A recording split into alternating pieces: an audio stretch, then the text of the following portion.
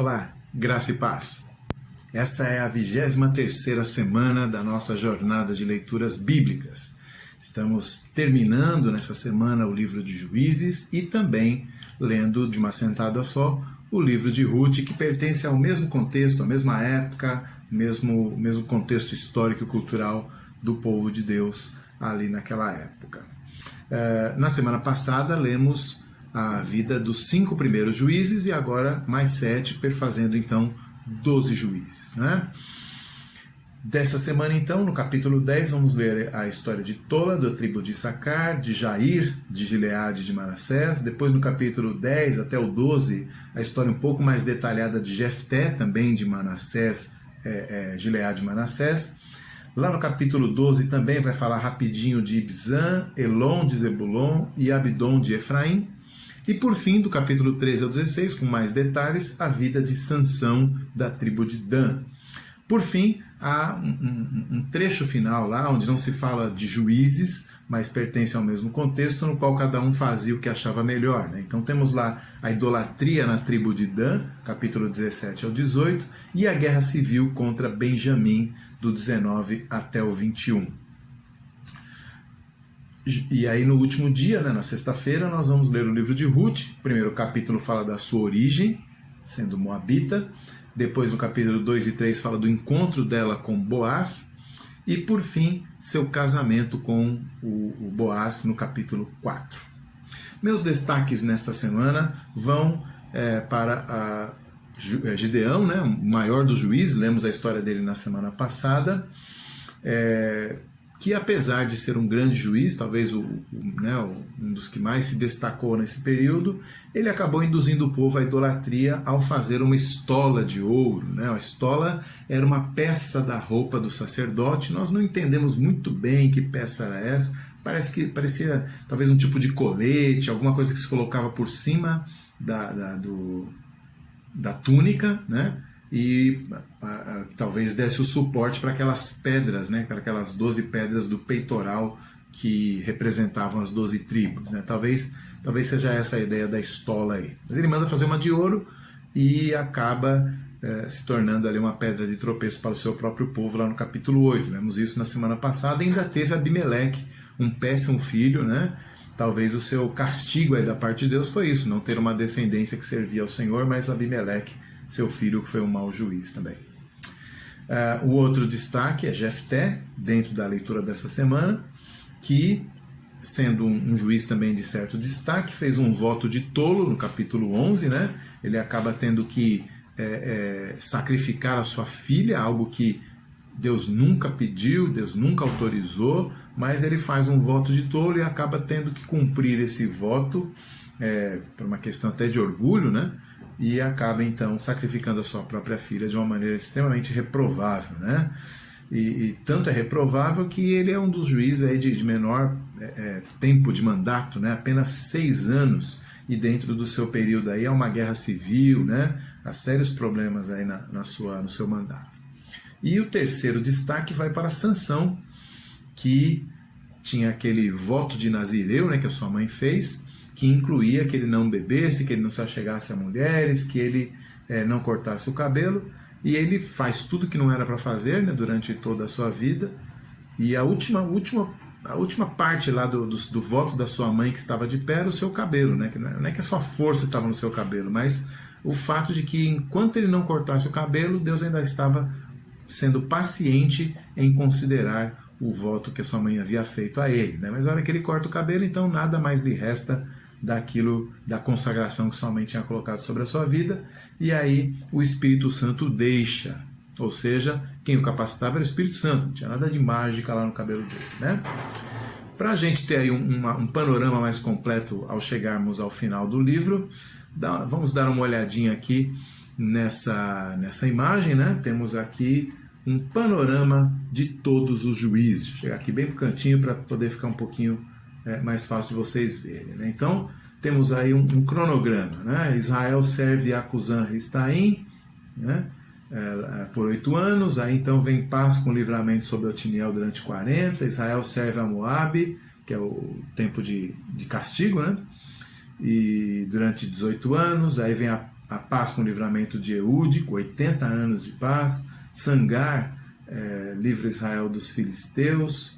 Israel serve a Canaã, e assim sucessivamente, né? Paz com Baraque e Débora, aí Israel serve Midian. Então a gente vai alternando isso, e o total aí você vai perceber que dá mais de 400 anos, mas é que esses juízes eram localizados, né? Então é possível que o mandato de um em um certo lugar tivesse intercalado ou sobreposto com o mandato de outro em uma outra região, né? Então eles eram líderes mais regionais e se levantavam diante de uma necessidade específica. Então eles podem ter trabalhado na mesma época, né? Uns com os outros aí, sem uma cronologia necessariamente sendo respeitada no livro de Juízes.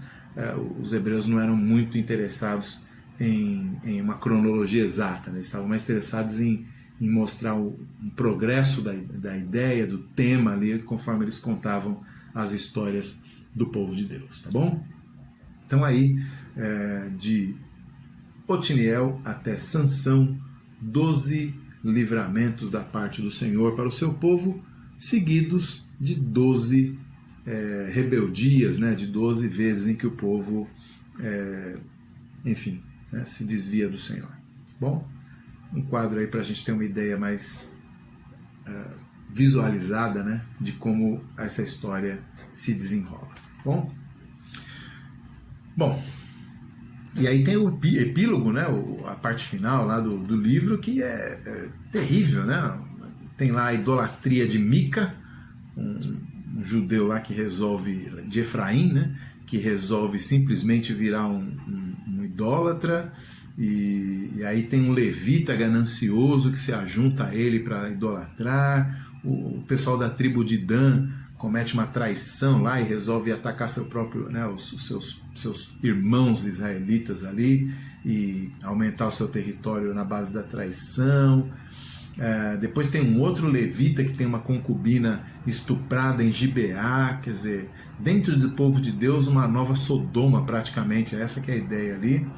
Uma guerra civil se segue, uma quase eliminação da tribo de Benjamim, uma autorização para que eles pudessem exterminar Jabes de Gileade, sequestrar mulheres, quer dizer, é de mal a pior, a coisa só vai descendo ladeira abaixo, né? Então esses dois epílogos aí são realmente desalentadores para quem estava esperando que o povo de Deus tivesse uma atitude minimamente coerente com o povo de Deus.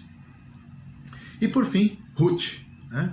Ruth também é autoria desconhecida. Quem sabe, a gente tinha falado que o livro de Juízes talvez tivesse sido escrito por Samuel, né? Já que parece ser alguém que já está mais lá na frente na história, já sabe que Davi é que será o rei, né? Então ele mostra os defeitos de Benjamim, mas não mostra tantos defeitos assim da parte de Judá. Então, talvez ele pudesse estar ali já apontando para Davi, o reinado de Davi. E aqui em Ruth isso não é diferente, né? A gente sabe que Ruth é da linhagem de Davi, né? Ela era uma antepassada de Davi, e o cerne do livro fala a respeito de alguns costumes que são estranhos para nós, que é o costume do resgatador. A gente vê isso lá em Levítico 25, alguém podia perder a posse da sua terra, dos seus bens, mas um parente, até mesmo da sua própria liberdade, né, virando um escravo por suas dívidas, mas um parente tinha o direito de resgatar, né, se ele pudesse bancar ali a diferença, ele podia resgatar a propriedade vendida, podia resgatar a família escravizada, tinha esse direito, né? Então a figura do resgatador aparece aí na relação de Ruth com Boaz. E também o costume do levirato. A história parece que mistura essas duas legislações em uma só. O levirato está em Deuteronômio 25, que é para não interromper uma linhagem, né, já que a linhagem era tão importante dentro da promessa que Deus havia feito para Abraão. Então, para que uma linhagem não fosse interrompida em Israel, o irmão, ou um parente mais próximo, tinha o dever de prover a descendência e garantir a passagem da herança para a viúva do seu irmão, né, do seu parente, que se ela não tivesse filhos que pudessem receber essa herança. Então, as duas coisas se misturam aqui. Boaz assume aí um papel em relação ao marido de Ruth, né, falecido, para poder garantir que aquela linhagem não acabe, e ele então vira o resgatador dela, resgatando as terras do rapaz que havia morrido, e também casando com a Ruth para trazer a descendência do seu parente falecido, para que ela pudesse seguir em diante, né? Interpretação. Esses livros não são tão fáceis de interpretar, né? Especialmente Juízes, mas o próprio livro de Juízes nos ajuda. Ele fala por 4 vezes na nossa leitura aí, a gente viu, né? Capítulo 17, 18, 19 e 21, ele diz lá: naqueles dias não havia rei em Israel, cada um fazia o que achava mais reto.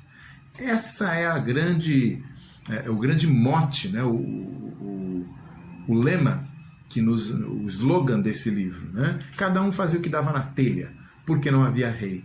Então o livro está apontando para a necessidade de uma liderança fiel ao Senhor, que, se estamos certos, aí foi Samuel que escreveu, Samuel está pensando em Davi. Mas nós, né, sabemos que Davi também não vai ser a liderança fiel, né? Não só pelo seu adultério depois, mas porque ele vai morrer e vai virar pó como todos nós, né? A liderança fiel que viria seria o Senhor Jesus Cristo, né? Ele que venceu a morte, e por meio dele nós não precisamos fazer o que achamos mais certo na nossa cabeça, porque ele enviou seu Espírito sobre nós, né? E em Ruth, a mensagem também é muito bonita, né?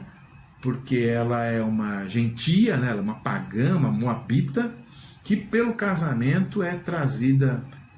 pelo casamento, né, ela acaba participando do povo de Deus, mas pela fé ela acaba não apenas sendo parte do povo de Deus, mas assumindo um lugar de honra ali, né?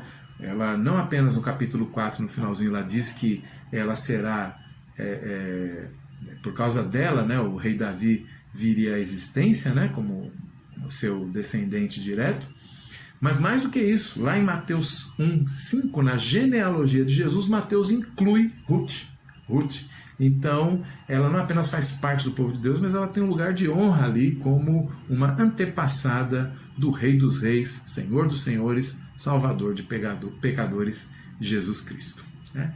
Então, esses são os grandes temas desses 2 livros, né, que contam histórias tão diferentes, tão estranhas para a nossa cultura, mas que naquela época e de acordo com a sua própria cultura trazem uma mensagem que a gente pode compreender perfeitamente da nossa dependência do Senhor e da graça do Senhor ao nos receber em sua presença. Bom, essa é a nossa leitura dessa semana, estamos avançando aí, né? Terminamos mais 2 livros, um de médio tamanho, né, Juízes, e um bem curtinho, Ruth, e vamos avançando agora no primeiro livro de Samuel, a partir da semana que vem, que também traz histórias ricas e bastante interessantes, conhecidas, né? Algumas bem conhecidas nossas, e vamos acompanhando então essas histórias conforme vamos lendo. Deus abençoe, boa jornada de leitura para vocês.